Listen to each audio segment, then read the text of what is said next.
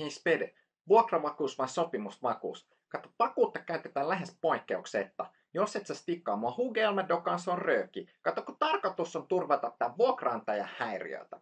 Vuokravakuus kattaa vuokrarästit, ja sitten jos sulla on sopimusvakuus, se kattaa niinku vuokrarästit. Ja sitten se, että jos se vuokralainen on tehnyt jotain damagea sillä asunnolla. Tietysti mikään ei ole ärsyttävämpää kuin se, että sä menet tsiigaa sitä asuntoa sen jälkeen, kun se jätkä on muuttanut siitä veke. Sitten sä huomaat, että se on tehnyt siitä keittiökalusteista jotain polttapuita ja pitänyt nuotio siinä olahuoneessa ja rikkonut ikkunat siellä.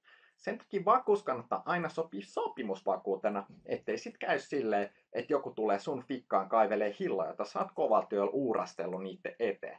Kato, tämän takia sopimusvakuudet on aina. Unohda ne vuokravakuudet, aina vaan sopimusvakuutta. Mä oon aina sanonut, että älä lähde noin vuokravakuuksiin kato ollenkaan. Vedä tilille vaan 3 kuukautta, niin se on kaikkein parasta. Ja sit vielä vedät sinne jonkun omaehtoisen takauksen taakse, vaikka niin tietysti, jos on 3 kuukauden takuu, niin kuitenkaan sitten enää se niin takauskaan mihinkään riitä. Mutta sen tietysti, jos se joku mutsita faija niin backstageilla hoitelee, niin junailee asioita, niin kyllä sekin vähän antaa leveragea siihen neuvotteluun, että sitten katsot, että sulla kuitenkin tämä takaus täällä on, niin ei kaikki kato tiestä, että se rajoittuu tuohon 3 kuukauteen.